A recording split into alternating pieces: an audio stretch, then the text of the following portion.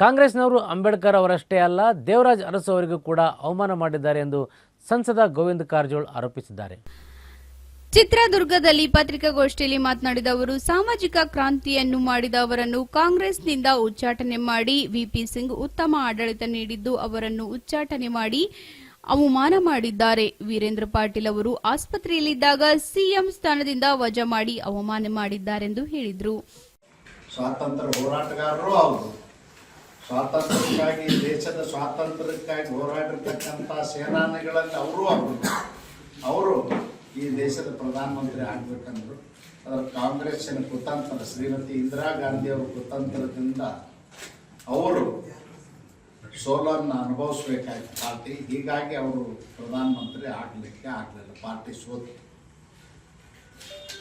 ಅವರು ಒಬ್ಬರಿಗೆ ಅವಮಾನ ಮಾಡಲಿಲ್ಲ.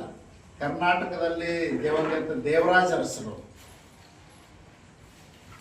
ಸಾಮಾಜಿಕ ಕ್ರಾಂತಿಯನ್ನೇ ಮಾಡಿರ್ತಕ್ಕಂಥವ್ರು ಮುಖ್ಯಮಂತ್ರಿಯಾಗಿ, ಅವ್ರನ್ನ ಕಾಂಗ್ರೆಸ್ನಿಂದ ಉಚ್ಚಾಟನೆ ಮಾಡಿದ್ರು. ಒಬ್ಬ ಹಿಂದುಳಿದ ವರ್ಗದ ನಾಯಕನ ವಿಪಿ ಸಿಂಗ್ರವರು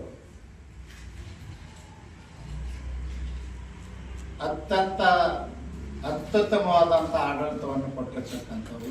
ಹಿಂದುಳಿದ ವರ್ಗಕ್ಕೆ ಮೀಸಲಾತಿಯನ್ನು ಕೊಡೋದ್ರ ಮೂಲಕ ನ್ಯಾಯವನ್ನು ಕೊಟ್ಟಿರ್ತಕ್ಕಂಥವ್ರು. ಅವ್ರನ್ನ ಕಾಂಗ್ರೆಸ್ನವರು ಉಚ್ಚಾಟನೆ ಮಾಡಿದರು. ಬರೀ ಅಷ್ಟೇ ಅಲ್ಲ, ಕರ್ನಾಟಕದಲ್ಲಿ ಕಾಂಗ್ರೆಸ್ಸಿಗೆ ನೆಲೆಯನ್ನು ತಂದುಕೊಟ್ಟಂಥವರು ವೀರೇಂದ್ರ